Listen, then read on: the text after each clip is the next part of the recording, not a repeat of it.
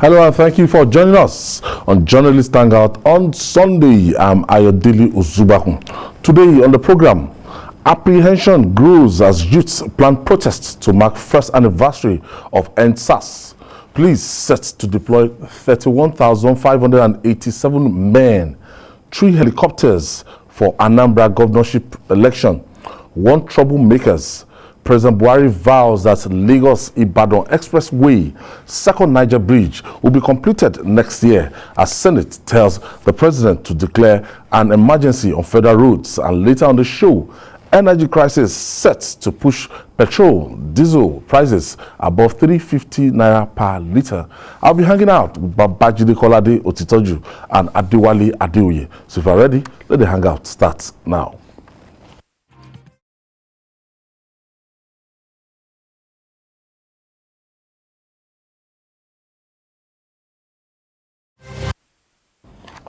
Thank you for staying with us. Let's begin on a celebration mood by congratulating the former Director General of the National Agency for Prohibition of Trafficking in Persons, Senator Bashir Garba-Lado, on his 55th birthday.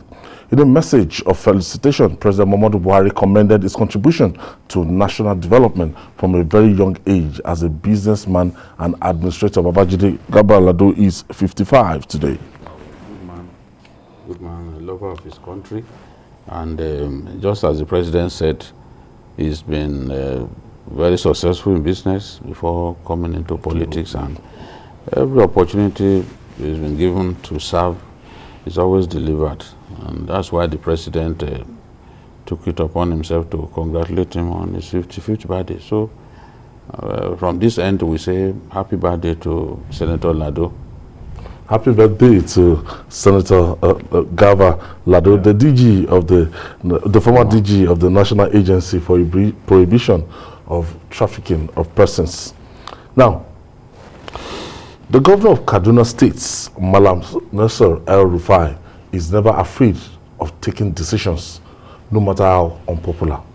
On Friday, Governor El-Rufai inaugurated an interfaith preaching regulatory council aimed at stemming religious conflicts in the states. The governor said religion must not be used for economic exploitation nor crisis. Let's hear from him.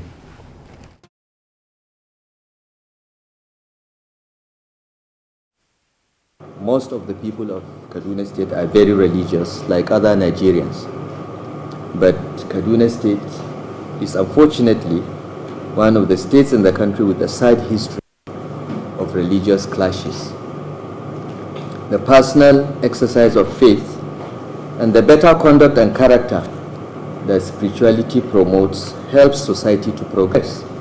But religion has unfortunately been weaponized so much that something that should bring God's creatures closer together in a common awareness of moral frailties has become a device to question the right of some of God's creatures to even exist at all, let alone practice their faith or live wherever they wish. It was in 1984, Your Royal Highness, members of the Council, that the government of Air Vice Marshal Usman Muazu enacted the Religious Preaching Edict to address this matter. This edict was not only enacted in Kaduna State, but in all the northern states of Nigeria. Subsequent military governors, like the government of Colonel Hamid Ali, amended the edict to increase the penalty imposed for violation of its provisions. So this is a law that has always been in the statute books of Kaduna State and indeed other states, but has not been implemented faithfully. We decided in 2016 to review this edict and subject the revised law to the scrutiny of an elected legislature for the first time. We have now a religious preaching law, and we are determined to do our best to help stamp out the poison from the negative practices of religion. Religion is a relationship with God, not a bargaining tool for economic or political favors. and certainly not an excuse for murder, arson, destruction of property and other violent crimes against people who worship and pray differently. As people of faith, we all believe we are worshiping one God, even though we worship Him in different ways. So why would people that believe they are worshiping the same God kill each other because of these differences? Your Highness, ladies and gentlemen, as pioneer members of this Religious Preaching Regulatory Council, you have an arduous but most important task of ensuring that those that are leaders of faith, those that preach, do not set our people against each other, and that faith is not practiced in ways that deliberately and consistently inconvenience others. I wish you the best in helping our state to enter a new era where people can remain as religious as they choose to be, but with religion removed as a trigger for violent conflict. I want to assure Your Highness and members of this council that the Kaduna State government will do everything it can to support you to do your job and help our state to determine those that are qualified by education and training to preach our two major religions without causing any problems for our people and our communities.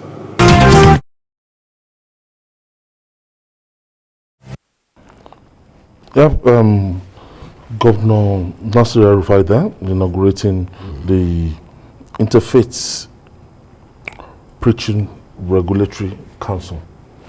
Yes. Jide, what is this? You know, the governor first talked about this before his re-election, and a lot of the preachers were up in arms against him.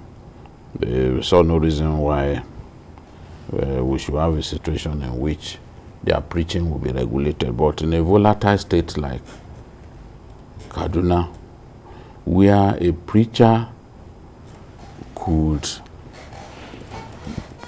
cause real violence to happen by the content of his preaching, the governor does not see any reason why we shouldn't have this. So, and as he said, people have been weaponizing religion and using it as a trigger for violence. So he's saying that religion must be practiced in a manner that will not inconvenience others. I agree totally.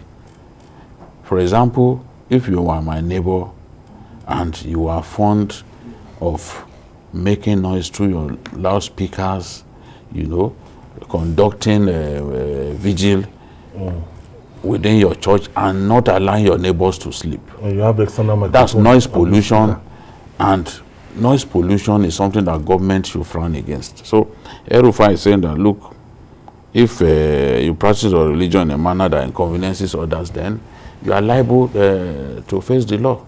So there are some aspects of this law already that I am pleased about. Having lived in the north, I know how influential clerics are.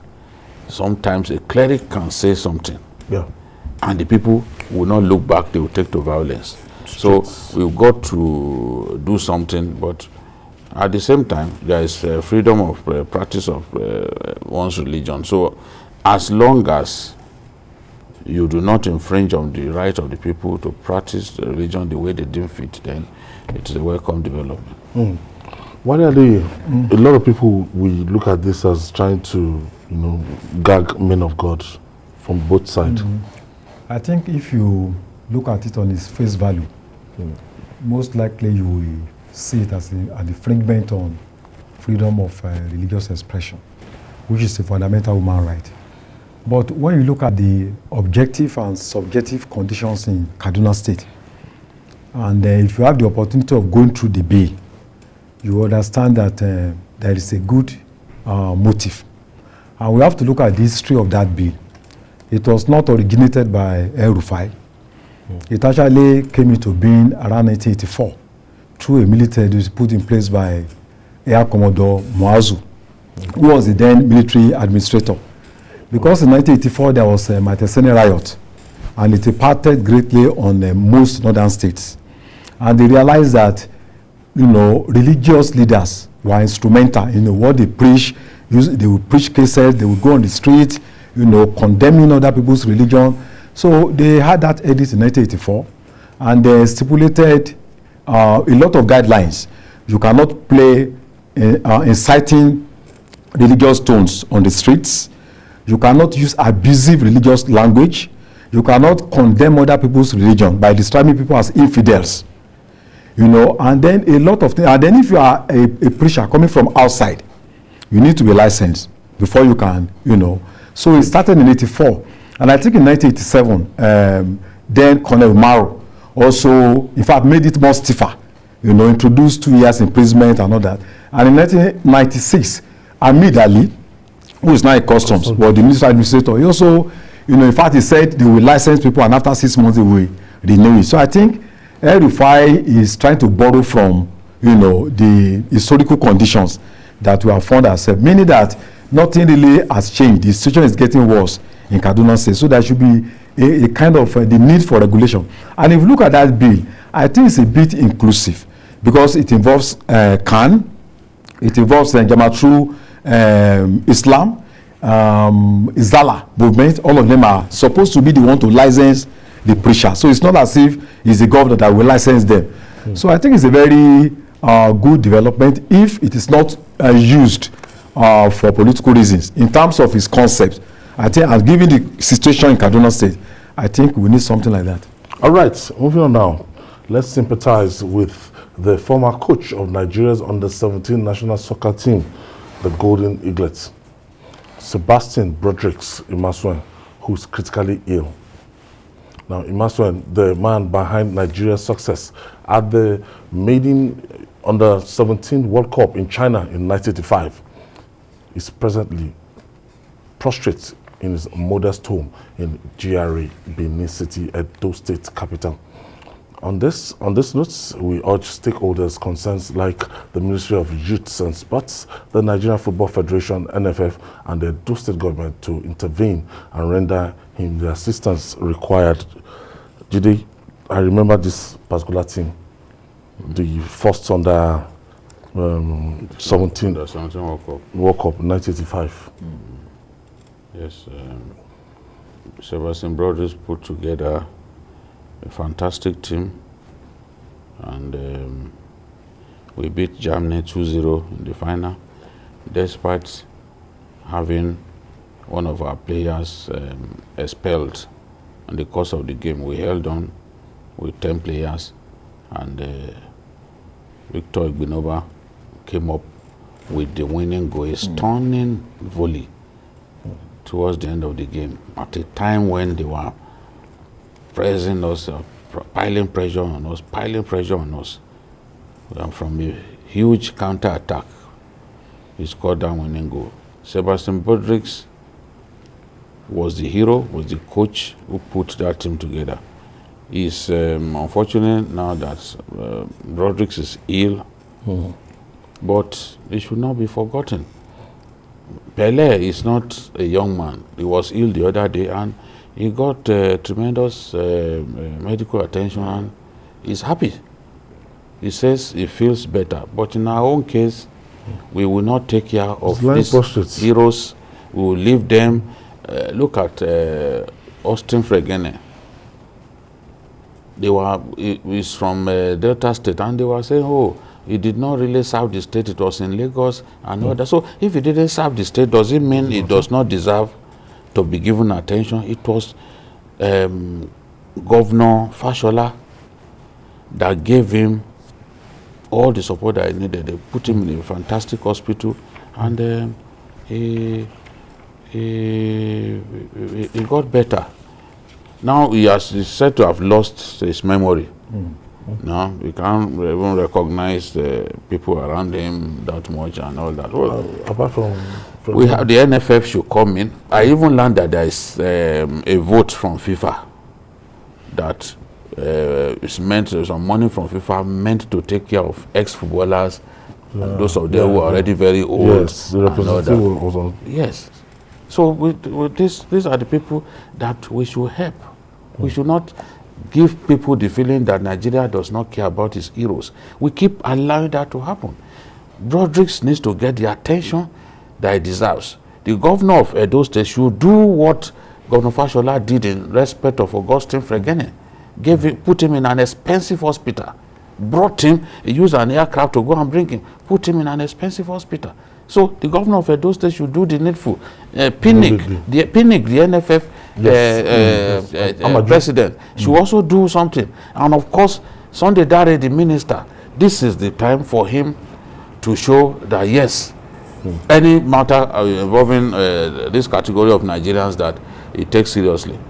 Well, it's a very unfortunate thing because from what we have read in the newspapers, the problem that he has is something that is manageable if there had been adequate and prompt medical response.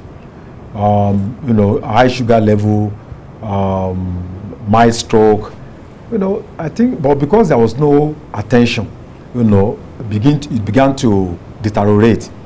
I think it's a very unfortunate thing. And I think the Edo State government should not wait for the federal government because the man lives in Benin.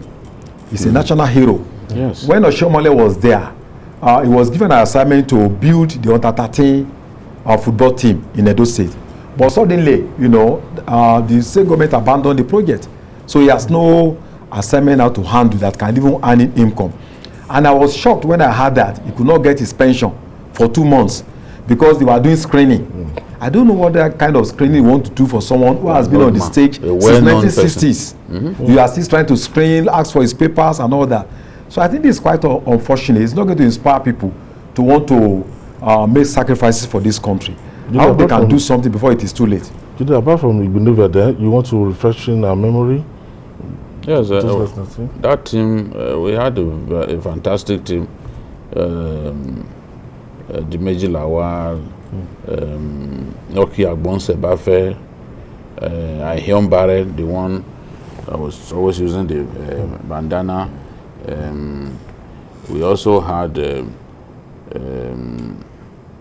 Fatah Atere, who has that street named after him. He was the defensive midfielder of the team. We had many great players in that team. Babatunde Joseph, the dribbler. We could take on anyone and beat him. We had Babatunde Joseph on the left and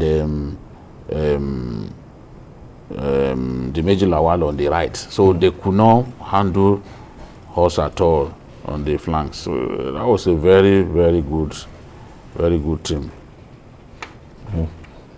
All right. Once beaten, they say, is twice shy. One is bound to shiver over reliving the violence and the bitter experience that trailed the NSAS protests in Nigeria in 2020. So apprehension is growing over plans by some youths to stage demonstrations to mark the first anniversary of the NSAS protests. Many Nigerians are saying never again. Babajide, I've been seeing posts from Omoyele Sowore across the country. There's one he just posted this afternoon that will take place in Enugu. There's another one he said will take place in Lagos. There's another one that will take place in Abuja. You know what thing I did? Immediately I saw that post, I went to the comment sections. So because sometimes when I see the post, I want to gauge the mood of the people. What people were saying, you need to see what people are saying. People are saying that he should go and get his wife and his children in America and come and to lead the protests. That please go and look for all your family members, put them there. Yes, go to his comment section to lead the protest. So if you do that, don't worry, we will join you. So just to gauge the mood of the people. You see, we can't deny that the memories of NSAS will live with us even forever. No doubt about it. It started when Segun Awosanya published a petition, and that petition was signed by 10,190 Nigerians calling for the scrapping of the police unit NSAS. It was an online campaign at that time, but the people were mobilized to take to the streets, and NSAS was hijacked. No one can begrudge the young people who wanted change. They wanted change, and A noble idea. they had a noble idea of ending the reckless excesses of the police. That department. The police, especially SARS, they saw themselves as God. Can tell you that, look, even within the police, they were detested. Because some of them, even from the illicit money they were making, they were arrogant towards fellow policemen, and they were beginning to see themselves as too big, and they were killing people. So that's the reason many people, including me, supported SARS, and I have no regret. I've said it so many times. The idea of the protest was not wrong. Even the president admitted that, look, you were right in protesting, but we've had you. The only thing was that they stayed too long on the roads and they were inconveniencing other people. At a point, I remember suggesting that, look, you can even leave one lane of the road, but you know, young people sometimes, when they are succeeding at something, it goes into their heads. So by blocking entire roads, highways in our country, you made it difficult for other people to earn their livelihood. And there are people who live for the day in our country. A lot of people. There are so many people who live for the day, including traders, bus conductors, and the rest. So when this thing happened, and they could not go to work, they could not make money, they were the ones who got angry and then made what was a noble idea turn violent. They mixed up with the protesters, and what the protest didn't stand for, we started seeing it. 17 police stations burnt in Lagos alone. Not only were they burning police stations, they would, whatever was inside the premises, including exhibit cars, they set ablaze. They set ablaze even courtrooms, set ablaze palace of the Oba of Lagos, you know. Took money. This was something that I saw governors, the governor of Kwara State, he even joined them in the protest. He walked with them for up to a kilometer. He walked with them as a mark of solidarity. The VP told them, look, we agree that this guy, because even the VP said when he saw some of the videos of police brutality and excesses, that he could not believe it. You know, so you were right in protesting. But when they were supposed to leave, and people like Shivaji Bola Ahmed Tinubu advised them to leave, that your voices have been heard. Leave so that you can at least get something out of this whole agitation. They refused. And then you can see, at the end of the day, see relics of destruction. How can anyone go to BRT terminals and be burning vehicles? Each of those vehicles is worth more than, is valued at more than 100 million. You are destroying them. So that is why our own property. Yes. It's not the Tinubus of this world that use this. It's not someone that uses BRT. So sometimes the poor unwittingly, I don't know, inflict more pain on themselves. We are talking about infrastructural deficits. We are talking about a lot of what is called oiling their own shackles. Oh, when you are oiling your own shackles so that it can stay longer and around your wrist without failing. Babajide Sanwo-Olu, we hop on one LRT from to Marina. It's this thing is basically from now. There's a video trending now. There's even a video trending now for you to know this is TVC. The video trending now. You see a police officer in Okene telling a guy to come down, and in coming down, took him to the ATM machine and withdrew 25,000 naira. And the drivers that were passing, the travelers, they had to stop. That what you are doing is not good. And the man, they were filming the policeman, and he was still threatening to shoot, that he want to spill blood. It's a very unfortunate thing, because protest, the democracy we have today, was a product of protest. Years of protest on the streets, sit at homes, organized by Campaign for Democracy and many groups. So we cannot just come today and say, oh, we don't want people to protest. But at the same time, we need to qualify the kind of protest that we want to wage. In the first instance, when public institutions are being become the subject of attack, like BRT, like DNA laboratory in Lagos State, like media institutions that are even supposed to reflect the aspirations and fears of the protesters, then you could see that there is a conscious attempt to hijack, you know, the mission of the protesters. Yes. Newsroom. So I think this is uncalled for, and I think if any protest to be organized and we are going to have this kind of thing, it's not going to be a popular protest. But it also reminds us that after 1 year, has the government been able to address some of the fundamental issues? I don't believe this arson was committed by the organizers of the NSAS project. I think it was taken over from them. Yes. And it can happen again if care is not taken. Yeah. So, don't manage so the fear is that degenerated to mass arson, organized crime, the country, you know, and even attacking institutions that are defending the poor, like I mean media institutions, where they are there to propel the voices of you know, from valley echoes. So there's no justification for people lost their jobs because of you know attacks on media institutions from the beginning. For about 2 weeks. But I lost my office. Yeah, there was transport chaos because the artists were not available to take people from one place to the other. So we need to address that. It also shows that the government perhaps is yet to address some of the fundamental issues raised. You know, in some states they set up panels, but there are some states that they didn't even set up panels. Like in Kogi State, for instance, no sitting.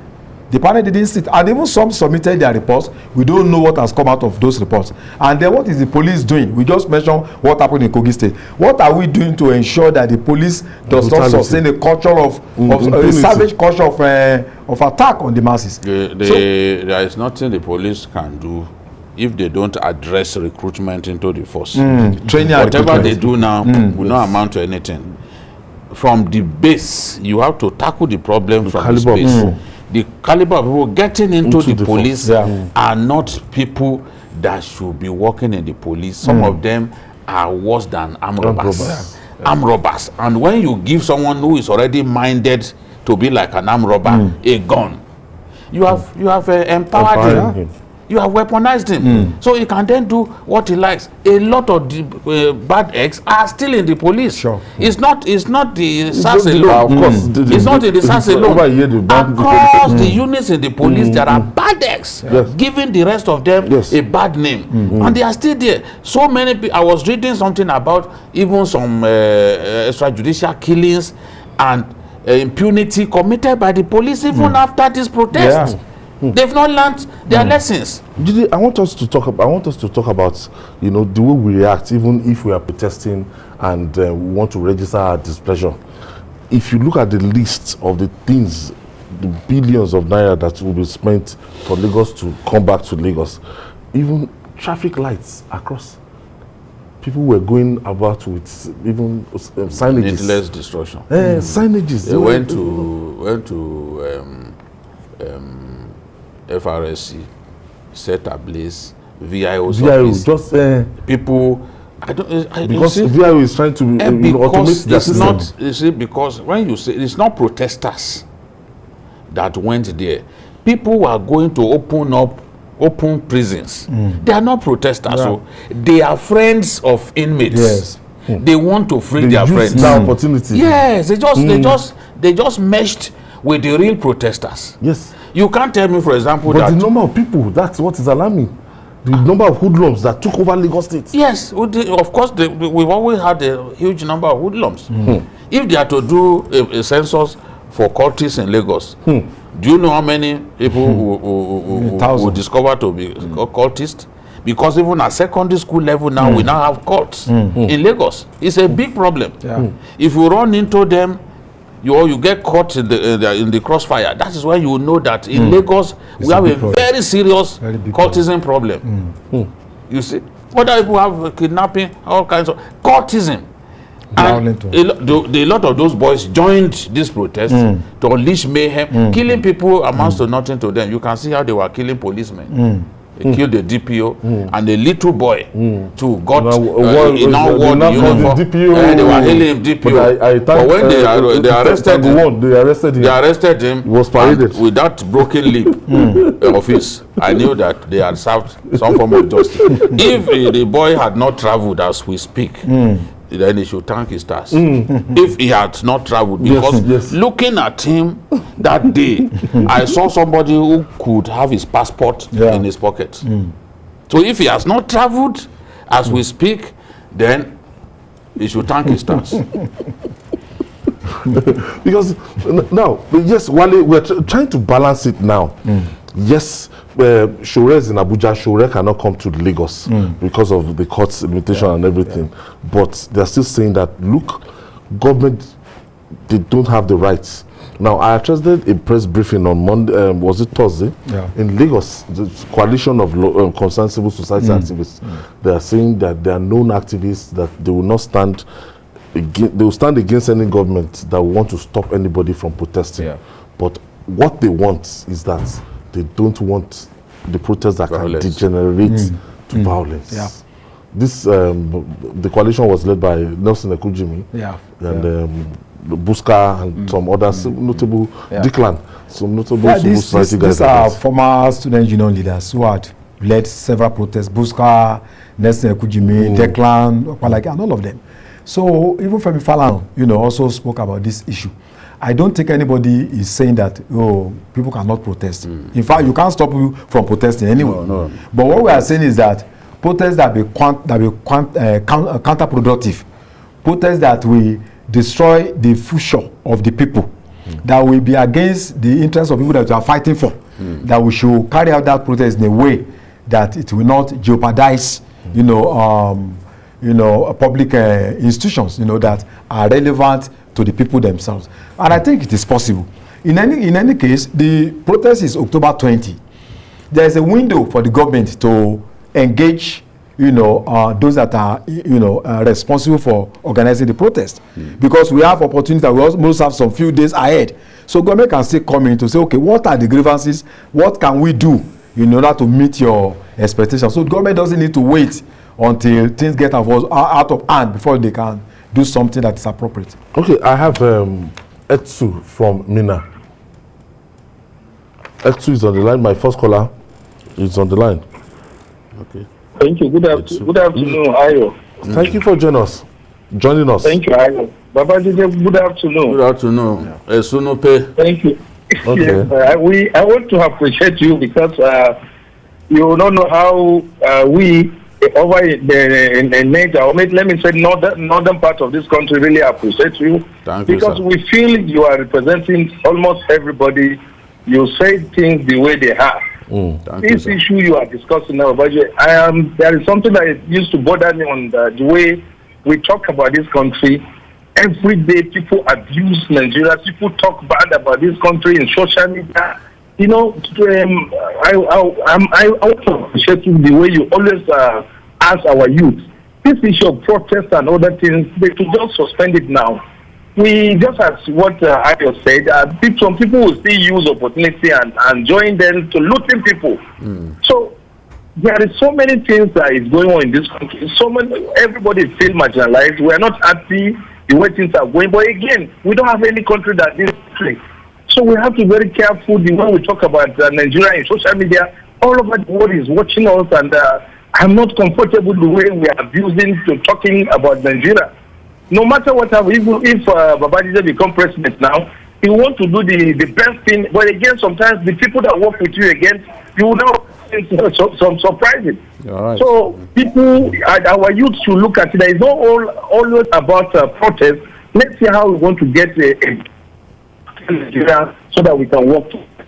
Thank you, Etsu from Niger State. So, Babajide, moving on this, yes, it's going to be 1 year. Yes, we still have the good, not even the bad memory. We've not gotten it over with. No, we can't get over it. Psychologically, I was displaced. The trauma that we went through in our place of work when we saw, the dream. What all we saw over time. Yes, what we had built over the years. The biggest studio in Africa the most beautiful studio in Africa. Just the go studio up that the former chairperson of Africa Union, yes, Dlamini Zuma, came and saw it and said, "There's nothing like this in any part of Africa." For those who that's the chairperson of Africa Union, Dlamini Zuma, saying that when she visited, if you visited South African Broadcasting Corporation, you understand. And if you've taken a tour guide, a guided tour to CNN Center in Atlanta, you will say, "Look, this is one of the best." And in Lagos, just patterned after what you see watching Al Jazeera, honestly, and very unfortunate. People just came. Very unfortunate. Was setting remember this set? Yes, now setting everywhere. I bless. My office. Your office we used to awards, even my some of the research work that I had done for my book. Everything burnt. All of the awards that I kept in the office, everything burnt. So the memory is a very bad one. And when the Lagos Chamber of Commerce says, we lost no less than 700 billion to this NSAS protests.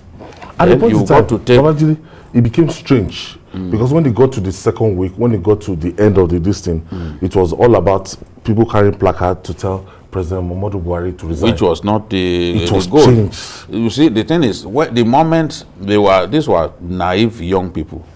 The moment government said, "See, we have had you. We have accepted your demands. You made 5 demands. Were accepted."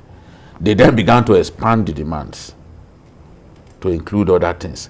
Why not just wait? Let this president shocked you by the prompt response to your demands. That's not usually his style. That's not his style.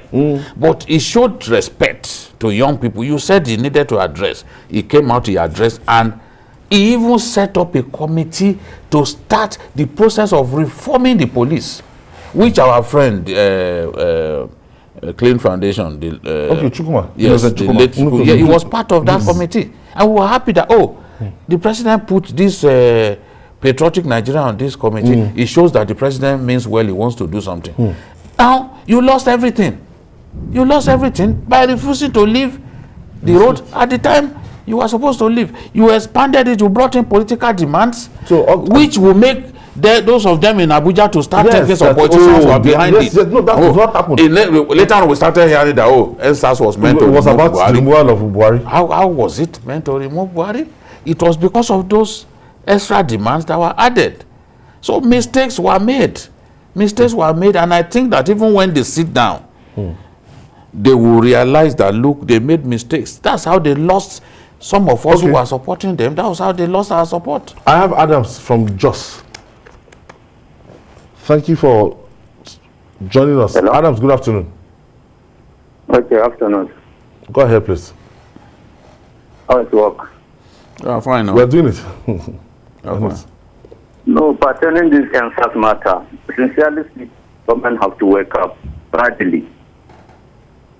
Because as I was talking to you, and I am a victim of this police brutality. Yes. I was almost twice or thrice without doing anything. And the government did not do anything for me as I was talking to you. I'm not alone. So this type of thing, if a policeman on a serious note, this their logo that says police is friend, as for me, police is not a friend. They should remove that thing from their logo on a serious note. But they will change one day. They will change. No, on a serious note, as you see me now, as I am talking to you, I am with a bullet and an iron with me. That's unfortunate. It's unfortunate. So this is our country, we didn't know where we are going to. It's unfortunate. Police is not a friend. Let's be... Thank you. Thank you. Police. And then you've had him now, you policemen. You should behave like a friend. You should behave like a friend. Those people that want to protest to remember the first anniversary of... Remember, your protest can be hijacked. Yes. No one is saying don't protest. In a democracy, protests are legitimate. And the police should have the responsibility of even keeping the protesters. Another thing is, police should protect the protesters against people out to attack the protesters. Because this is how things escalate. There are some people who make up their minds that, oh, we are going to attack this Anybody that comes out, yes. So they should also be protected. Let the protest be peaceful. If at all is going to happen, it should be peaceful. Lagosians want peace. Having gone through all of the events of last October, nobody wants to see such a thing happen again. So hopefully it won't get to the point that some of us are apprehensive about. Okay, from Lagos now we'll take you to Anambra State. Wanton killings and arson are precipitating a tough conduct of the November 6th governorship election. Hence, the Nigerian police is responding in a proportionate fashion. Yes, that's the Inspector General of Police, Usman Alkali Baba, has directed that 34,587 police personnel, as well as 3 helicopters, to be mobilized to the state to guarantee the conduct of a hitch-free election. According to the Force Public Relations Officer, Frank Umba, the operational assets deployed for the smooth conduct of the poll include the police air wing and the Force Marine and Animal branch. Judy, for this off-season election, I'm not surprised at this figure, 34,587. If you remember any off-season election in Nigeria, if you remember Kogi, if you remember the ones, Edo, Ondo, Osun, those states, they have their governorship election, they normally mobilize heavily, and they will even get the DIG. There will be one DIG that will be in charge of the operation, and there will be even 3 AIGs on ground for each of the senatorial districts. You will see the deployment is always very, very massive. But Anambra State, pre-election violence, according to what we've seen and everything, and it looks like some people, they are bent in destabilizing that process. They don't want the governorship election to take place in Anambra State. So there have been several shootings, killings, and destruction of life and properties in Anambra State, and we are counting down. It's just days to the election now. Yes, the election is November 6th, and if you've been following developments in the state, the violent eruptions in the state, you will not be surprised that we are mobilizing this number of policemen. But you know, it's one thing to mobilize policemen, it's another thing to provide them with the tools that they need to work with. It's another thing to also motivate them properly. I would expect that these policemen who are going, the funds to take their allowances will have been taken care of at this time. We've had cases in which even those policemen came close to protesting publicly that their allowances for providing security during the elections were yet to be paid. I hope that this time around, the allowances, the inconvenience allowances for these officers would even have been provided before they leave. Secondly, the weapons that they need to work with, the APCs, the anti-riot gear, all of the things that they need must be provided, because the way things are, they are going to a place where the enemy has some level of capability in terms of weapons handling and in terms of even the weapons at their disposal. Some separatist groups in the southeast have been saying, look, we will not allow elections to take place until we have a referendum. Remember, even the last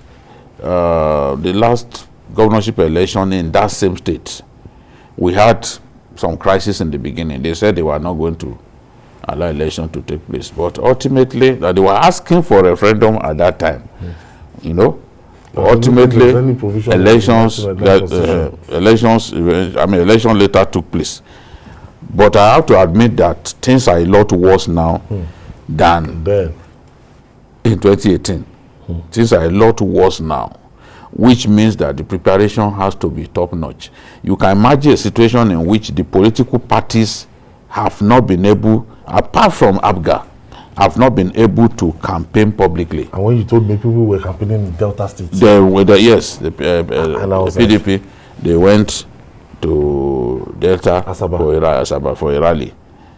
When that is not the state where they are doing election. You can imagine the YPP candidate came to Lagos here to campaign. So even the candidate of ABGA, Professor Soludo, was attacked. His campaign was attacked at Ihiala. Fortunately, himself and the governor were not already at the venue, but they killed people. So if we have, and remember, Adi Oba had to cancel his inaugural rally, maybe we'll now be able to do final. That's the grand finale. Nobody knows. Politicians now, a lot of them are not staying in their houses. They are staying in hotels. If you paint a vehicle in the colors of your party, you are putting yourself at risk, because they've been attacking vehicles painted in the colors of political parties. They are just killing people. So we need not just the police, the army too have to be on ground to provide support. The civil defense, the Navy, the Air Force, all of the security assets that we have. You know, it's unfortunate. Someone said, "Are we not going to militarize the election?" But the thing is, if we want people to come out to vote, then they must even see on the streets that they are safe. That show of strength, the parade of the streets by security forces, will give people the confidence to go and vote. Although I must also add that the security agents must not get involved in the election. They must not even be too close to the polling center, because the Electoral Act forbids them gun wielding. To be too close to the polling station. So let them not get involved, and they should not suppress votes from any part of the state, because there are fears that if there are too many policemen and soldiers, the election could be rigged. They could be used to rig the election. I want to believe that will not happen. We've had a series of elections from that state, off-season elections from that state, that the ruling party lost. The PDP lost there. The APC too has lost there twice. You know, so we just hope for the best. When you see the attack on even INEC office, any election, at any given election, governorship election, you will see how fortified the INEC office, how they used to fortify it. Like 5-10 kilometers to that office, you see sniper dogs, you see trucks, APC and everything. And this is the situation now that we found ourselves, that Anambra, some people are even saying that, look, it will just be very difficult to even hold last-minute rally. You know, by tradition, even Mr. President is meant to go there to go and raise the hand of his candidate, his party candidate. But it's looking so impossible right now. Since 1999, it has never been this bad in Anambra State. We are talking of 34,589 policemen. That represents almost about 10% of the entire police force. You know, so that's a very huge number. But I think when we are talking about violence in Anambra State, I see three sources. The first one are self-determination groups who think, look, anything in Nigeria, we don't want it. Then there are some people that they are in power. They feel there is a almighty federal government that wants to come and take the states from them. Then we also have some people that think that, look, ABGA must go at all cost. So we must be able to analyze all these different interests that are, responsible for the kind of situation we have in Anambra State. But I think all said, the police must know that their greatest alliance should be to ensure free and fair election, to ensure that the will of the people triumph, to ensure that elections are not rigged, because that is actually what can lead to greater violence if the wrong candidate is imposed on the people by either of the political parties. So the police should know that they are there to defend the interests of the people, not to defend the interests of people in power. So they must be professional, they must prevent violence, they must avoid abuse, abuse of rights of the people of Anambra State. And like Babajide said, they must stay clear of election, or unless when it is absolutely necessary for them to arrest people that are causing trouble. So they should go there to defend democracy and the values of democracy, so that the right candidate that comes out of the will of the people can emerge. I'm even happy that the position of INEC, because INEC is saying, look, we are ready to go ahead with this election. They are not, they've shown courage, they've shown determination, and INEC has to be backed at this stage.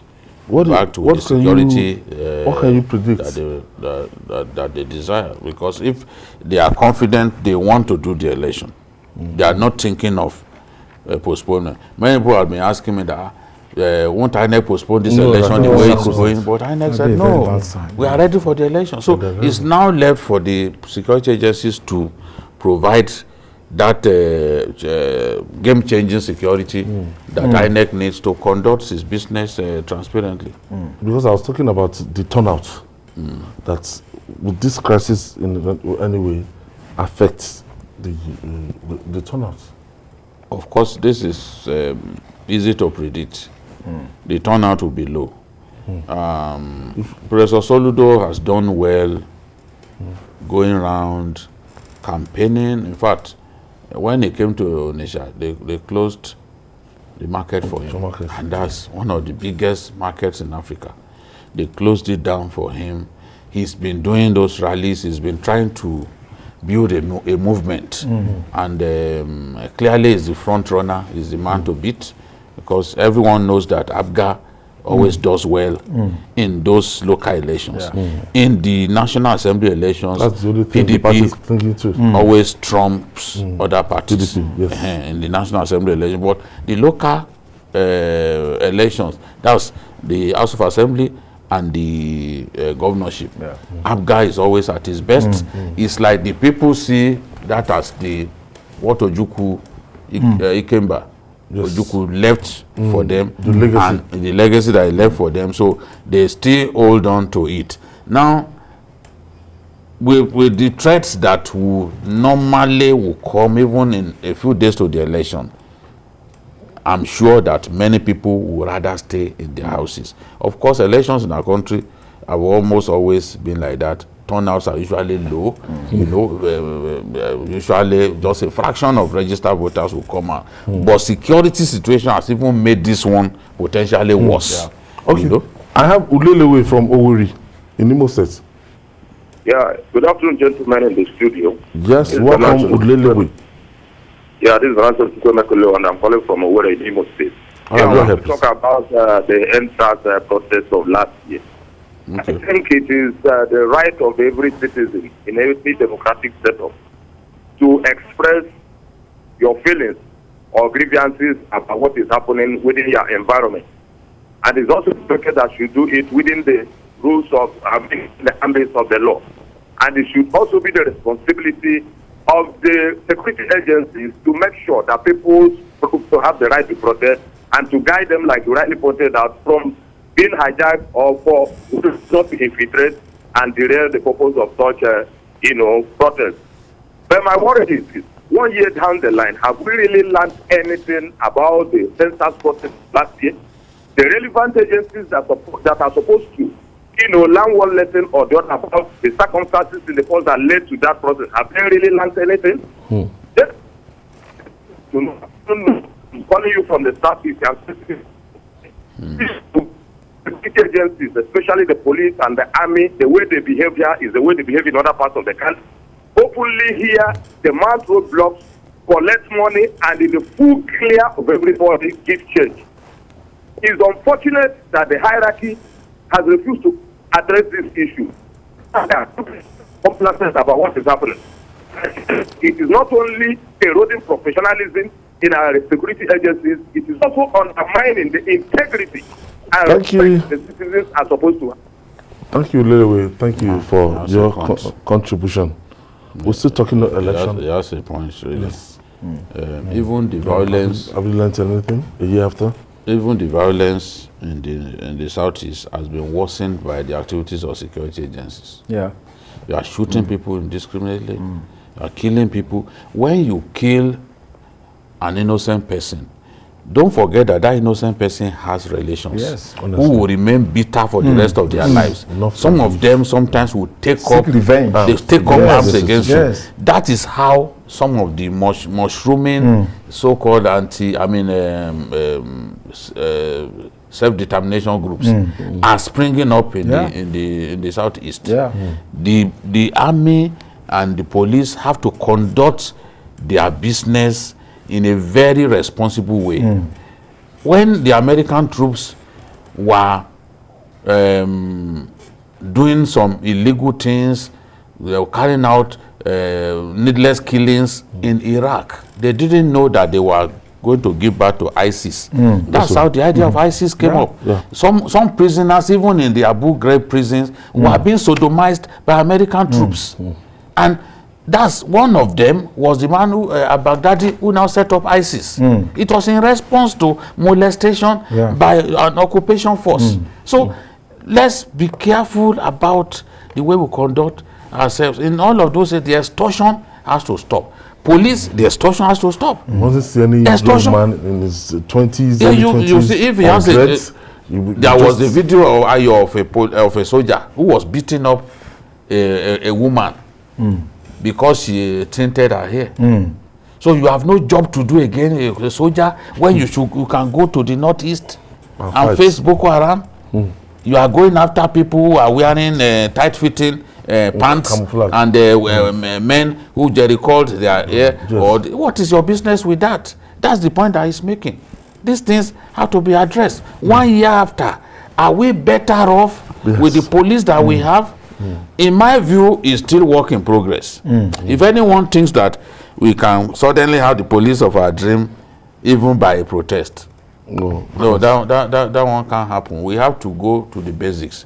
Look at the quality of people we are recruiting. So we're talking about the turnout of voters. We're talking about voters apathy. Anambra State before now governorship election, it has not been encouraging. Now that we have unknown gunmen all around, I don't know what will be the stick. A lot of people even in that region will even tell you that, look, as far as it's Federal Republic of Nigeria, I think a lot of factors will motivate people who will make them to stay back. In the first instance, some people they have lost hope in the country. They will tell you, we are not interested, in any election that is conducted by Nigeria. The second factor is the fact that some people believe that we have been having elections since 1999. What comes out of it at the end of the day? There has not been any fundamental changes in terms of the economic situation in the country. And then there are some people that want to stay back because of fear of violence, of deaths and all that. So I think predictably the election in Anambra State is going to witness low turnout. But what is important is that whether we are going to have 20,000 voters or 50,000 voters, let there be a fair, credible election that will reflect the true will of the people of Anambra State. Let there not be any attempt to force any candidate on the people. Let the people express their will. And at the end of the day, I think we'll be better. The electronic transmission of results that we are jubilating yes. Let me be fully at use or in use in Anambra. Okay, Amora is calling us from Lagos. Thank you for joining us, Amora. Hello? Hello? Yes, thank you for staying with us. Please go ahead. Good afternoon, gentlemen. Good afternoon, Amora. Oh, no. Hello, Babajide. Yeah, we can hear you. Good evening. Good afternoon. Yeah. Good evening, journalist Hangout. Thank you so much. My contributions to the election is this. My prayer is that we will have that election. So this. You can just step away from your TV set. My prayer is that turn down the volume. We will have that election. Of the state of the insecurity we have today in that state or in that region, it is alarming. Can you hear me now well? Yes, just keep talking, don't stop. So because now this are agitating that there will be no election.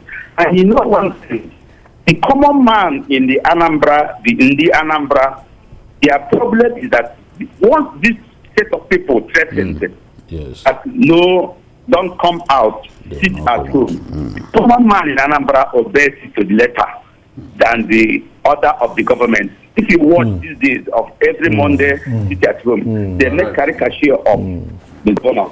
But my prayer is that day, the security men, like Jesus said, will be on the roads and make sure that the common people that will come to vote will be protected. If not, I bet you that day will be disaster. You will not see any single human being on the polling booth. I'm just looking at this from that perspective. This boy.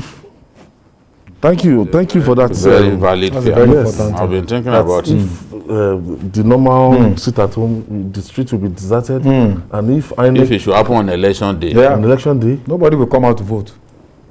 Politicians will then be in one sort of contestation for the ballot papers.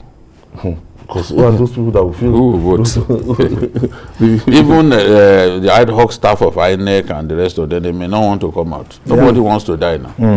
And these people fear them. They fear the unknown government more than even the governors. The governors have been issuing threats. People don't come out. So unfortunately. All right. We'll take this break. When we come back, we'll talk more. It's your favorite show, Journalist Hangout, on Sunday. We'll be right back after this break. Stay with us.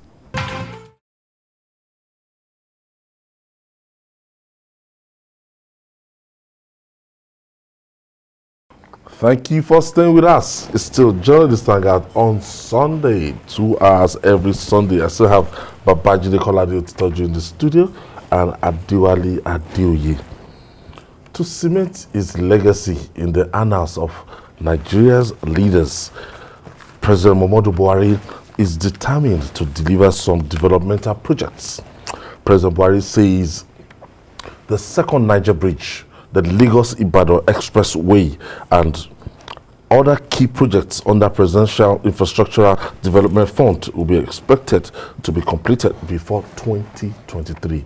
According to a statement by presidential spokesman Femi Adesina, works on the project, which include the 11.9 kilometers Second Niger Bridge, 120 kilometers Lagos-Ibadan Expressway, and the 375 kilometers Abuja, Kaduna, and Zaria-Kano Expressway, and the East-West Road are advancing remarkably and expected to be completed in this second term of his administration.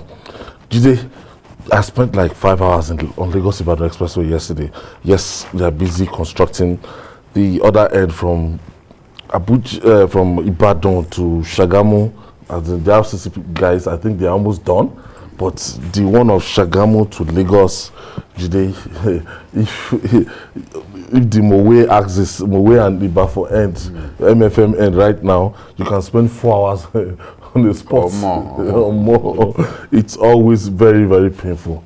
The number of hours that people invest in that route, but we know that the pain of today will be the gain of tomorrow.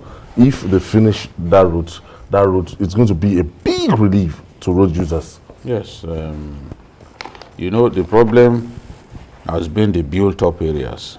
Julius Baja was given the built-up areas, and frankly, that is where you have so much of the work.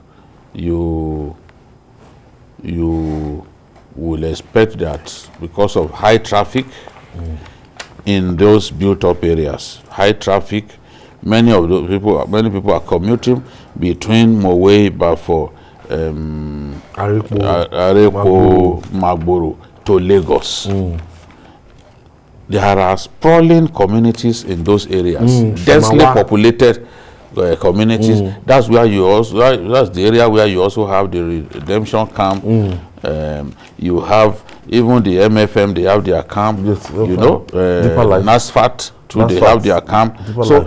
It's a busy area, and what that means is that the pace of work along that corridor you cannot compare to the areas that are not really that built up. That's going towards Ibadan from Shagamu, because the contract was given to both Lagos-Ibadan and RCC. RCC had done so much from his end. Now, as you are entering Ibadan too, they are moving into Ibadan.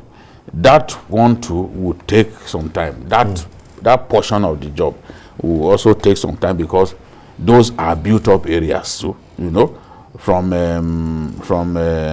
Gurumaraji further down, they are built up areas. So this is the thing.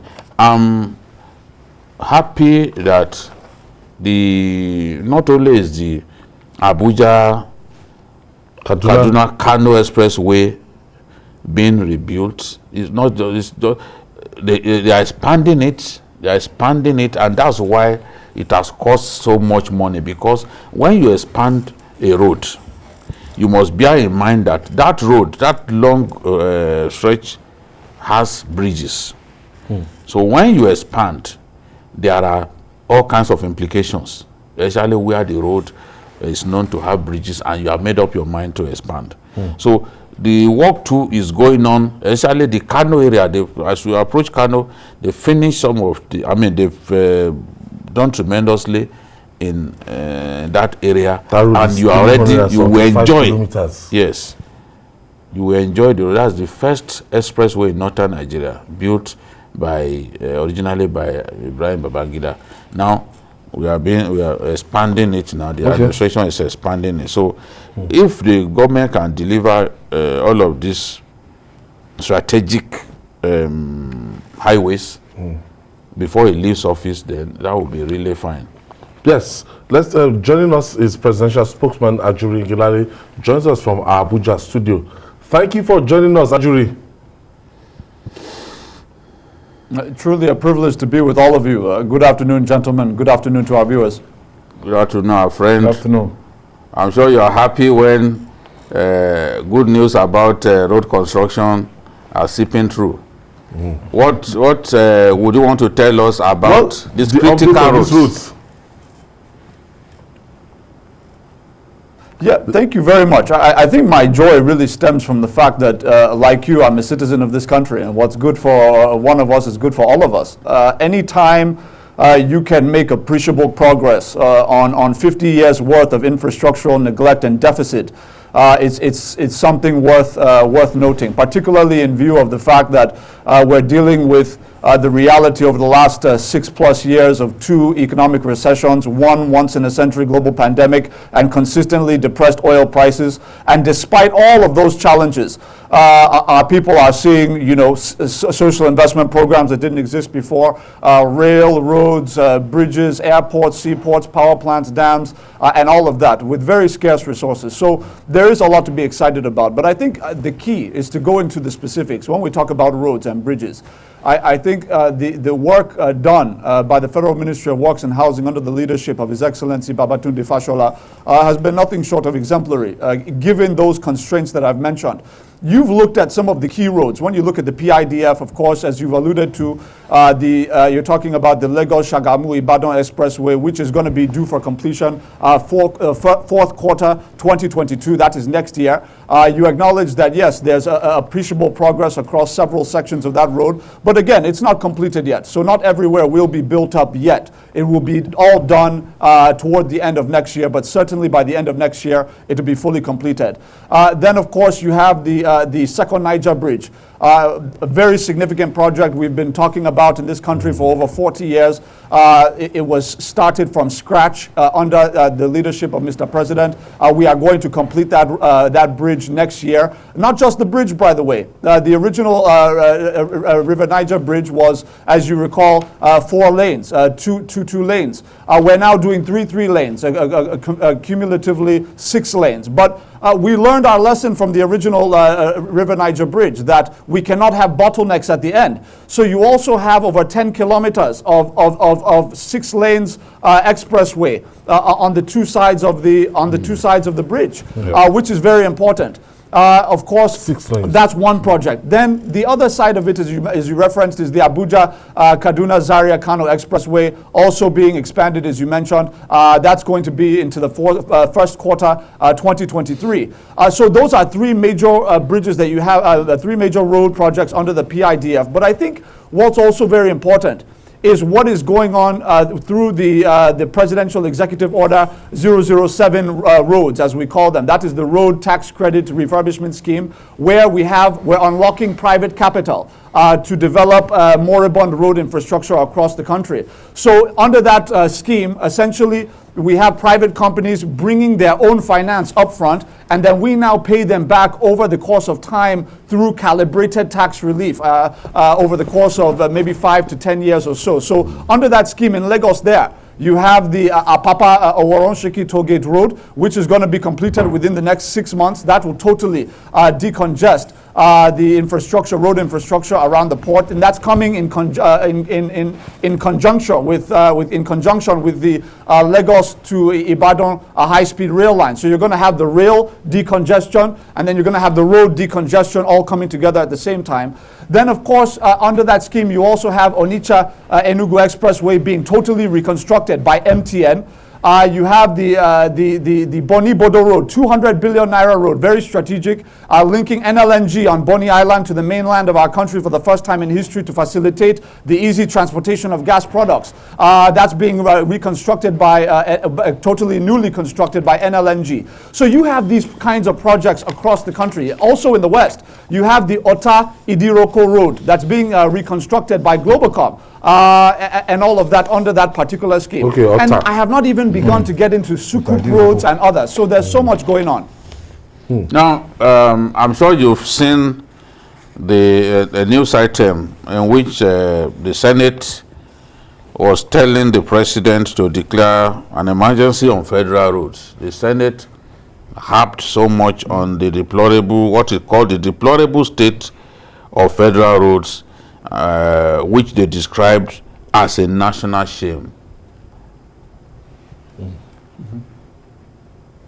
Well, there's really no running away from the fact, my brother, that we have very serious deficits in the country. That's not news to any Nigerian that's plied our roads, gone through our airports, or looked at our seaports and several other sectors.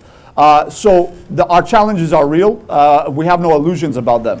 But what we are saying is that given the very scarce resources available to the nation at the time that we've come in, as I referenced, the recessions and the pandemic and many of the other challenges we faced, are we making progress in bridging these deficits, bridging these gaps? And I believe that any person looking at it empirically, particularly relative to the previous 16 years where you had the highest revenues in history, but yet no social investment, very few rail lines and roads and bridges, etc., people would conclude that we've made progress. Now, with that said, I think it's very, very important to note that when we talk about our road infrastructure, my brother, I think this is a point that most Nigerians are not really familiar with, so I think it should be emphasized. You have 200,000 kilometers of road network in Nigeria across the country. You have about 35,000, that is 35,000 kilometers of that 200,000, about 16% belongs to the Federation, belongs to the federal government. Federal government is responsible for 16% of the total road network in the country. Another 16% belongs to the state governments, right? And then the remaining 68% belongs to the local government areas of the Federation. So the challenge we are talking about when we look at federal budget, I think there's a perception in the country that when we talk about federal roads, federal budget, that the federal budget under the Federal Ministry of Works and Housing is essentially supposed to cover all of the roads we see and ride on in the country. Very far from that. Out of the 35,000 kilometers of federal road in the country, we are currently reconstructing over 13,000. That's over a third of the federal road network in the country, many of which we're dualizing. Some of them we're expanding. Some of them we're simply reconstructing. Some of them we have to now build new bridges. Some of them we have to maintain old bridges or upgrade existing bridges. So it's very complicated. And then you combine that with some of the issues around right-of-way. When we're talking about compensation issues, particularly on the interstate roads, like what we're dealing with right now along the local Oweto axis linking Benue and Nasarawa, we have the new local Oweto bridge that's going to be commissioned shortly. About 74 kilometers on both sides being reconstructed at the moment. We're having to deal with compensation issues, and that's going on across the country. So it is a complex issue. It is not necessarily the most simplistic. But what we are saying is this. All of the major road projects that we have started, we are going to complete them within the life of this administration. President Muhammadu Buhari issued an unprecedented directive, at least in the Fourth Republic, saying that every single ministry, including the Federal Ministry of Works and Housing, must be able to prove within this 2022 budget, for example, that they have sufficiently resourced all ongoing projects to the extent that they can be completed by 2023. Otherwise, they are barred from introducing any new projects. If we had had that kind of leadership over the course of time in this country, we would be in a much different situation. But at least we have it now. We're not lamenting. We're looking forward, and we're saying we're making progress. But my brother, if you don't mind, I think aside from the major road projects I've mentioned, it's very important that I mention a few very critical projects. Right now, we have we're really focused on the interstate, the really key economic routes across the interstate routes in the country. So you're looking at things like how do we connect the Southeast, for example, a major commercial hub in the country that has really been in many ways not linked effectively to the rest of the country in terms of the movement of economic goods and services. You're now having, for example, the 9th mile Enugu-Otukpo-Makodi Road, for example, totally being under total reconstruction. That is linked to the local Oweto Bridge I mentioned earlier. Over 60 billion spent on that bridge. That's going to cut transportation time on our road from the southeast to the middle belt by over 7 hours. Just that one bridge alone, and then we're reconstructing both sides of it. So we're focused on the link points from geopolitical zone to geopolitical zone, making sure that from anywhere in the country you can efficiently reach other parts of the country. So now, as you have the southeast link to the middle belt, we're simultaneously doing the Abuja Kefi Lafia Makodi Road, which is about 221 kilometers. We're expanding about 5 kilometers of that through Maraba, where there used to be major bottlenecks coming out of Abuja toward Lafia. 5 kilometers of 10-lane expressway, the same one you have on the Umaru Muse Yaradua Expressway to Abuja Airport. That is what we're putting in place. Three lanes, and then 2 service lanes on the side of that, moving into Lafia. As we're doing that, we're simultaneously, this is all happening at the same time, reconstructing the Akwanga Jos Bauchi Gombe Road. So you're now going to have a full link from the southeast up through the north central, up to the northeast. That will now also link, of course, to the west, through Abuja to Lagos, through Abuja up to Kano, and then through Abuja down to Port Harcourt, Delta, and Edo, and other states. So this is what we're focusing our scarce resources on, the reconstruction of those vital economic routes for the country. Fair enough. One of the suggestions that the federal lawmakers have made is that the Ministry of Works and Housing should immediately introduce weight bridges on relevant portions of all federal highways to check overloading of trucks and tankers. Our roads are not designed to carry so much dead weight. What do you agree that this is something that the Federal Ministry of Works and Housing has to do immediately, and how will this help us in the final analysis? Yes, thank you very much. So yes, this is very, very, very imperative that these issues are dealt with. And that is why, fortunately for us, His Excellency Babatunde Fashola is not a man who will be sitting and waiting to be getting things done. He does things simultaneously. So as we talk about road construction, it's not as simple as just laying pavement. we are also, under his leadership, we've been able to now put in place the Highway Development and Management Initiative, HDMI, which essentially mobilizes private capital to the tune of about, I believe at the outset, 1.1 trillion in private capital to develop not just road networks that will now be have e-tolling stations on them to be able to recoup those investments, but also having things like way bridges, having things like rest areas, Western style rest areas. If you go to the United States and you go across, if you see the interstate highway system, you're going to be seeing rest areas, way bridges, and things of this nature along those lines. That is what we're bringing to bear in Nigeria through the HDMI. So that's part and parcel of what we're doing. I think what I would just say in the final analysis is that I've talked a little bit about the South-South, the Southeast, at the Middle Belt, and then the Northeast. But what's also very important, and you mentioned this in your intro, was the Abuja, Kaduna, Zaria, Kano Expressway. But on top of that, my brother, it's one thing to go up to the north from Abuja. It's another thing entirely creating an interstate network across the north, so that you have those economic routes to ensure that prosperity is coming from all parts of the country. That is why in recent years we've made huge investments in two major roads. The Kano-Katsina road essentially takes you, let's just assume we're going from Abuja to Kano now. Now once you get to Kano, you now have the Kano-Katsina road that's taking you to the left, right? And then you have the Kano-Maiduguri road that's taking you to the right. Over the course, assiduously, over the last 5 or 6 budget cycles, the Federal Ministry of Works and Housing has been budgeting very significant funds, also through the Sukuk bond to complete those two critical roads. So you now have a T across the north that's going to be fully reconstructed. Okay. Yeah, thank you. You've spoken so well about the road construction everywhere in the country. You also are aware about threats on most of these highways, to travelers due to kidnapping and all sorts of crimes. Is there any special consideration you are putting in place to secure the highways, for users? And even contractors. Yeah. Yes. Yes, given the prevailing conditions in which we find ourselves as a country, there's no doubt that security must be an imperative when we talk about infrastructural development and highway reconstruction. But it's very clear and evident, I think, to everybody that in a situation where you're going to be having these kinds of right-of-way facilities, you're going to have more opportunities and more established points at which security operatives can functionally operate. That's one part of it. The second part of it is where you have quality road infrastructure.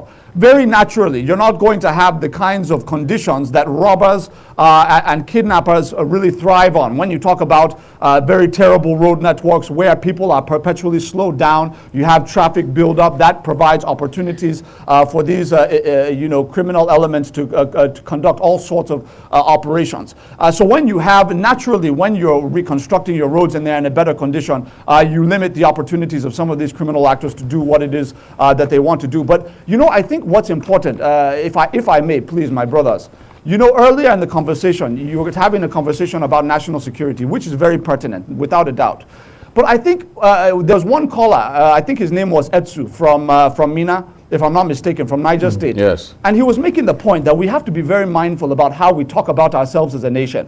The reason why I think that's very important is it's very easy to get caught in this pattern, this loop of perpetually lamenting, perpetually crying out about what is wrong, and not even looking at what is going well, what we're doing well, what we're even doing past many of our contemporaries on the continent. We're not talking about it because we're fixated on some of these more negative issues. I'm not saying that we should not report and discuss these negative issues to find solutions, but let us establish a culture of constructive criticism, not this one where we just lament in these cycles that really produces no solution, it produces no alternative, and all of that. And I think the last point on this is that the United Nations Office on Drugs and Crime, UNODC, released a report on violent crimes and criminality, things like murder, for example. And what did they find?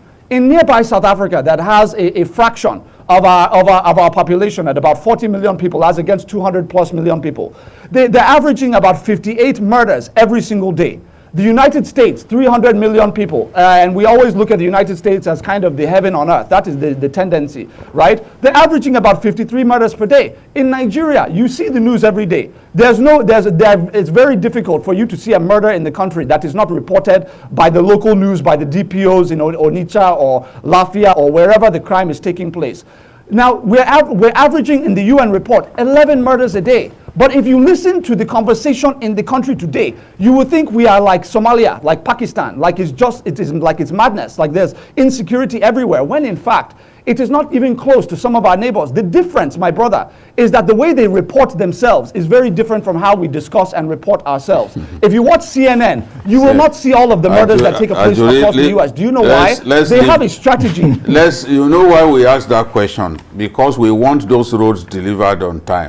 Yes. And security has to be provided for those building roads if they are to be delivered on time. I know road projects that have not been delivered in Borno State because that's like my second state. I go there a lot because of insecurity. So the question is meant to draw out some form of response from you as per what are we doing? So even that even the contractors, and people want to kidnap them for dollars. So as per what are we doing as we deliver this project, as we seek to deliver this project, some of these contractors would be targeted by these evil people. And it's not that a road even that we have delivered a good road is no guarantee that people won't be kidnapped on those roads. Even here on Lagos, the Shakpade area of Lagos-Ibadan Expressway, the road is smooth, but they still kidnap people. They can block the road. They can dress up like soldiers and policemen, and we will think that these are normal policemen. They will kidnap people. Look at this road leading to Funtua. It's a very smooth road, but it's a very dangerous road. People don't even use it as such, because they know that if they use that Funtua road, yes, that is that they are putting their lives at risk. So that is the thing. Is there some form of protection so that those road projects can proceed at the pace that government wants them to proceed without the contractors being at the facing the risk of being kidnapped? And my own final question to you, actually, before you leave, is that I want to know the last time where you traveled, as in that you traveled on Nigerian roads. Where and where did you go to? Let me hear the stretch. Absolutely. And because the picture you are painting now is that in the last 5-6 years that the government, they've made effort to fix most of these roads, but I can tell you the deplorable state of roads, especially people that travel through road that they don't have the luxury of flying to fly. So the roads are now so bad. My dear brother, let me say thank you very much for your questions, and I'm going to take a moment to answer all of them. Let me start from the first question, which was from Babajide, which was dealing with what is the security response in terms of road construction. First of all, we would not have been able to make the kind of progress we've been making across rail construction, road construction, dam construction, all these other things we're doing, airport construction, etc., if these construction workers were not being protected as they were doing the work that they're doing, right? That speaks for itself. But I think what's also important is that where you have gaps, this is why we're having the implementation for example, of the community policing initiative, ensuring that those officers and security agents who know the nooks and crannies of the various localities across the country are being empowered to effect surveillance and conduct their operations in their localities.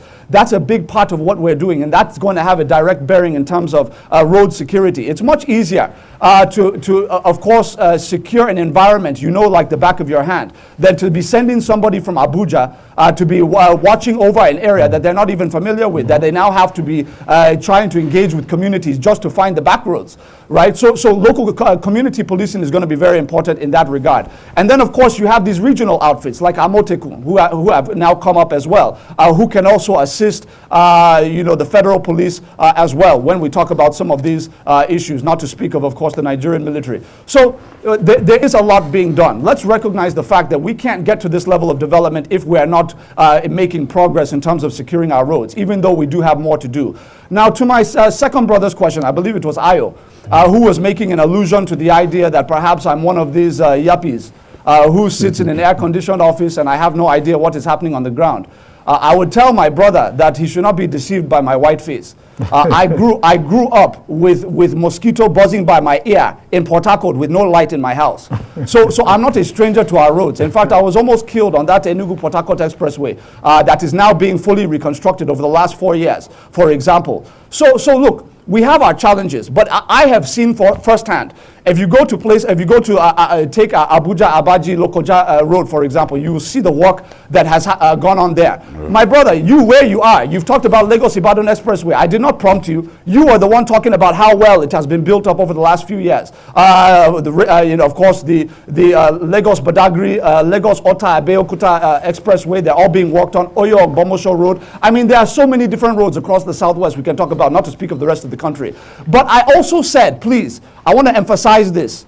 35,000 roads out of 200,000 are federal roads. And I said very clearly that 13,000, that is 1/3 approximately, 13,000 out of the 35,000 federal roads are currently under reconstruction. What does that mean? That means that you have about 23,000 that are not being reconstructed at the moment due to paucity of funds. Yeah. So we're not denying the fact that you have these gaps, that you have these deficits. My brother, we're not going to be telling Nigerians, lying to Nigerians and saying that we're going to solve 50 years worth of deficit. 50 years worth of failed administration in 6 years with very limited resources. Even the Senate, but we're doing our best. The Senate was very honest in saying, look, there is a big funding gap, and they are wondering whether anything can be done to improve the level of funding so that more quality roads can be delivered.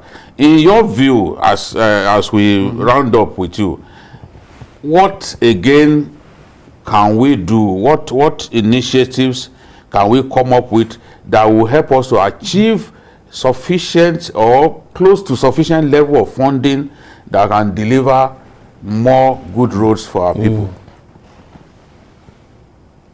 Fantastic question. So I spent a little bit of time already talking about PIDF, talking about Executive Order 007. The reason why those were important is because those have to do, particularly 007, the Road Tax Credit Refurbishment Scheme.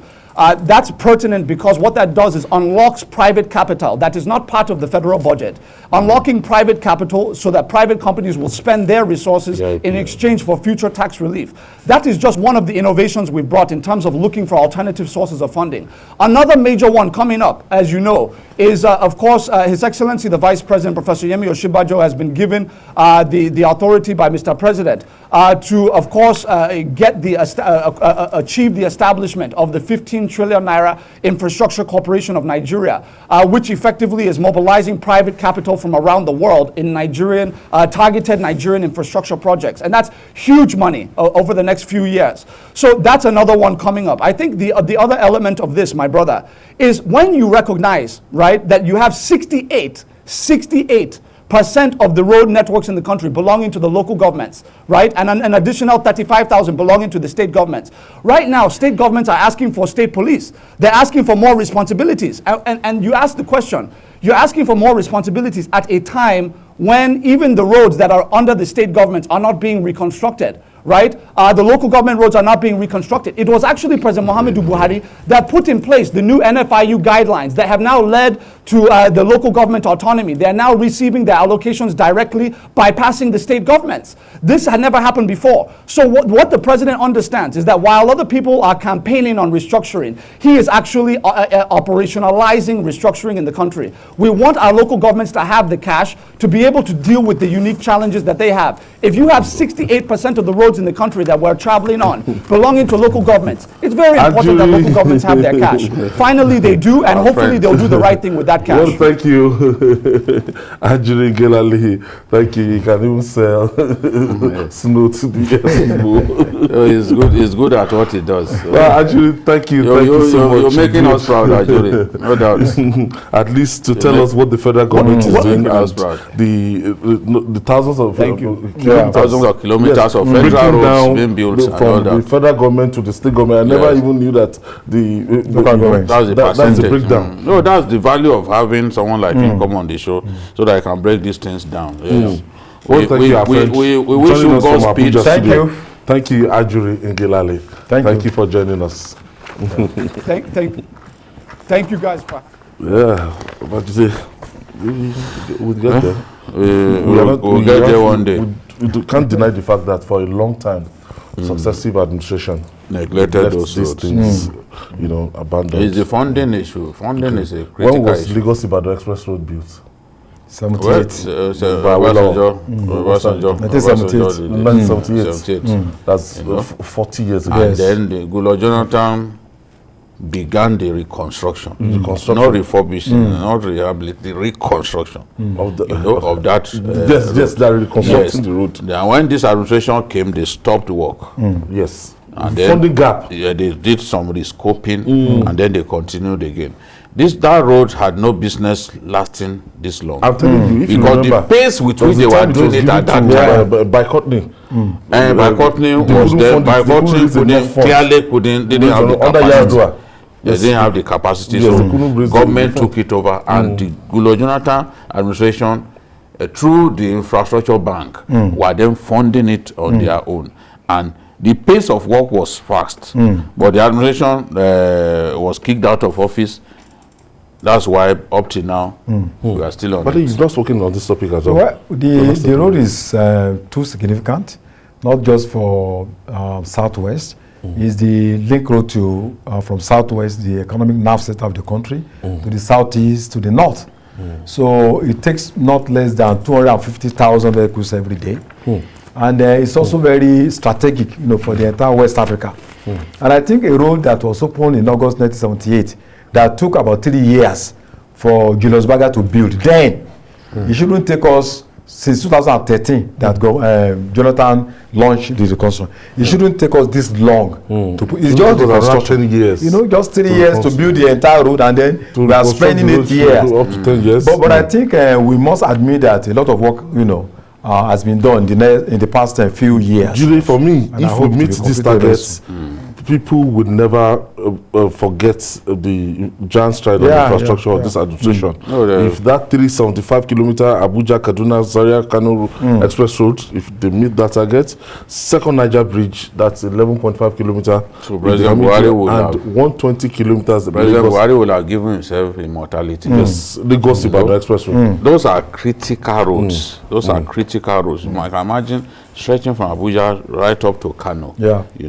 Critical roads. So if we can deliver all of them, straight drive. 1 hour, that's too much speed. 120 kilometers. The roads are even built bearing in mind that you will do 100 kilometers per hour. So if the road is 120 kilometers and you want to do it in 1 hour, that means you are trying to kill yourself, honestly. So, but let them just do finish the road so that we What I'm trying to say, it should not take you eternity to 1 hour. 1 hour. It shouldn't take you 127 kilometers. 127 kilometers. 1 hour. That means you must do 130 kilometers consistently to get there. And finally, on the show today, there's no doubting the facts that economic crunch times are here. But what is not certain is how long. Reports have emerged that the planned removal of fuel subsidy as part of the ongoing implementation of the Petroleum Industry Act and the skyrocketing oil price, which is expected to hit $100 per barrel, may push the price of petrol to more than 320 naira per litre later this month. This has been projected to worsen the spike in the price of cooking gas. So Nigerians will have to brace up for a turbulent times ahead. 11.5 kg Nigerians, 12.5 kg Nigerians are complaining. I think they are doing 7,000 naira right now. 7.5. 7.5 many places. So some have resorted to using firewood, which we had always preached against. Look, when you resort to using firewood, you are worsening global warming. So you are causing environmental hazard to everyone. But people can only operate within their means. If people can't afford to buy gas, then how do we expect them to cook? You know, for people living in urban centers, to even think of using firewood itself for a lot of people is strange, except maybe when they are doing big time parties. yes. The olopos that they bring, those ones use gas. I wonder how those ones will be surviving now, because I saw a story that Ayo Muradeyo did, in which the guy, the woman, the restaurateur was complaining bitterly. These things have a way of hitting deeply into your own profit margin. Little things, when their prices go up, the price of tomatoes have gone up, prices of beans, I learned, it's now 800 naira, 1,000 naira per cup. Yes, but it's now 100,000 a bag. The bag of if you buy beans. 100,000 naira per bag. Now, rice too has gone up. In fact, price of local rice too has gone up in response to higher prices of the imported brand. And with the naira sliding against the dollar repeatedly, of course, anything imported, the price will have to go up. So if you don't have subsidy on cooking gas, then the people are at the mercy of global prices. That is the thing. That is why you want to cook. You don't want to use sawdust or wood shavings. You don't want to use. No. Yes, in 2021. No, they still use it. People are back to it now. People are going through a lot. People are going through a lot. You need to talk to some real local people. They are going back to it. They are going back to their firewood. Because this thing, I mean, we thank God that some of us can afford these things. But let's always remember those who can't afford it. This is the standard 12.5. Yes.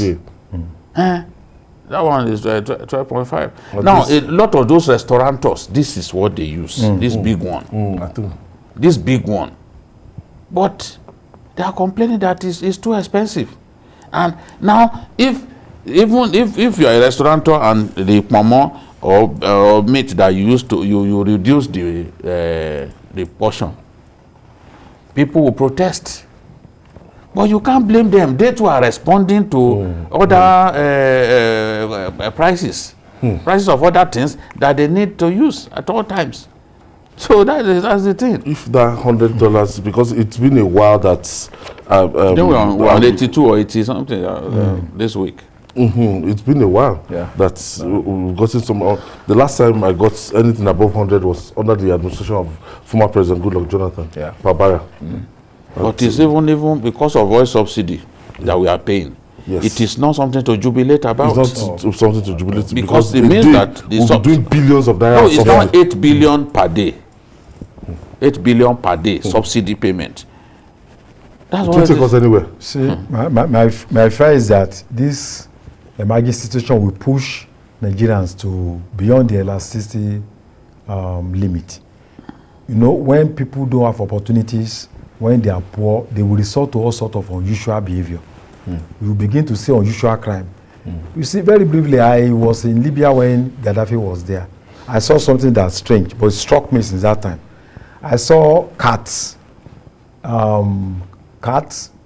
rats, and dogs eating from the same table. No harassment. The cat was not trying to eat the rat. The dog was not trying to harass the cat. Why? No, because there was no need. There was surplus. Food was available for all of them. Unlike here, where you see rat pursuing rat, you see cat pursuing rat, you see dog pursuing, because when people are pushed to the extreme, they will do anything to survive. You can't bring a dog from US, will come here and eat human faces. but because the food is not available, you see our dogs eating human face. Not that they like it. You even see goats. When we put salt down, wrap it. Goat will go there and be doing like this. He wants to eat. If you are not careful, we eat out of that salt because there is not available. The same thing with human beings. Video of goats. The same very thing with hot, human beings. very hot jollof rice being cooked. Yes. And the goats were eating straight from that desperation pot, from that pot. Desperation. So Nigerians are being pushed to this. That's why I say, look at last few days, they kidnapped twins, 6 years old in Kwara State. Royals. Things that never happen, never imagined can happen in Nigeria. People going to Libya, going to do the desert, going on the Atlantic Ocean, perishing there. So you see extreme actions because people want to live. If we are not careful, we are going to be seeing terrible actions of human beings because they just want to survive in a very desperate situation. We need to do something to address this problem. Because it's getting so unbearable. No, food prices are a big problem now. And it's everywhere. Whether you are buying from the mama selling tomato in Sura Market, or you are buying your own from the Malam at what's this place called in Akute? This as a popular. Okay, maybe later. You know, it doesn't matter where you are buying it. Martins, the popular Martins junction in Akute, whether you are buying from there or it's the woman in Sura Market, or you go to the source, or you go to Agege, or My 12. Don't deceive yourself. Everywhere it's gone up. When we had that needless tomato controversy, you know, we then did that documentary to shut up the liars. And we saw that even it was way cheaper in Akute than even some places, Maryland, even on the island, it was by far more expensive. So the issue of rising prices cuts across every part of our nation. People will say, oh, in my own community, it's not this expensive. A lot of them are liars. They can lie for the country. If there was a competition for liars, they can lie. They can wear the jersey of our country to represent us in line. You see, somebody said in Ilorin, I bought this for. So somebody said, you are a liar. You are a liar. You know, it just reminds me of that video of Jireko Soko saying, you are a liar. You are a liar. He said, you are a liar. You can't buy this for 200 naira in Ilorin. You know, so it has reached the point that everybody is feeling it. Your children are in school. Did they not increase their school fees this time? They did. Almost every time now they are increasing school fees. Yes. They too are responding to the situation across the country. They have to pay their teachers. Nobody, yes. They are in the business to make profits. Yes. So when price of food items go up, they too are pushing. They are increasing school fees so that we all know that we are in this together. And that is what I said to the people that I addressed in Ilorin last Saturday. I said, see, you brought us here to say the truth. I didn't negotiate to be invited to come and talk. Now there are many exit points in this university hall. If you don't like the truth that we are going to say, use one of those exit points and get out of here. But we will say the truth about our nation, because that's the only way that our nation can move forward. The people really need to be helped. Our people are going through a lot at this time. Esai Babatunde is calling us from Gusau. I think that should be Zamfara State. Yes, sir. Yes. Okay. Thank you for joining us. Good answer. Yes. Yeah. Okay. I think the government needs to do something about this increase in all the items in the market. Here in the north, and we believe that rice and other nutrients will be cheaper, but we buy it in higher price now. Like in what is it called? Like Kogi State or Taraba State, like we carry now. Yam there, but here now in yam now is 1,000 naira. Yeah. Per tuber. That's cheap. Yeah. Per tuber. That we are talking about now. We feel it. When I nearly came, I feel a gas 1 kg 350. but now it's 620 naira in what is it called? But the market is 7 plus. So now, and the income that we are earning, we are not going up. We are not going up. So we are going into inflation. So we are just hoping that the government should do things, not to talk of security challenge. Other local government now, they are shut down. There is no network. You can't go anywhere. So we just pray that. How is the price of beans? Better things should be done. How is the price of beans in Gusau where you are? Now is 1,008. For a mudu. A mudu, 1,008. Yes, the one I bought. And it's local rice. Local rice, that is a mudu is 1,001, 2. It all depends on the. Lost that call. It's very unfortunate. The truth is, north to west, east, everywhere, to south, everywhere, even food prices are going up. Even from the food baskets, from Benue, everywhere. You know. Look at yam now. We've reached the point that people are now slicing yam to sell. This is in my life. In my lifetime, I've never heard of that. That's in the market. And I've been around more than you. And I've not seen it too. Yes, I've not seen it. A tuber of what is it our eyes will not see? In today's Nigeria, they are slicing. You know, it was Bisola, our legal manager, who first said it, and I was like, this girl has come with her. I like it. This is Agbaji has come. She just wanted to make fun of everybody. Then she posted the picture. I said, you know, because some of these things you will say, for someone like me who was not going to market, my wife deliberately snapped picture to say, this is how much I bought this thing.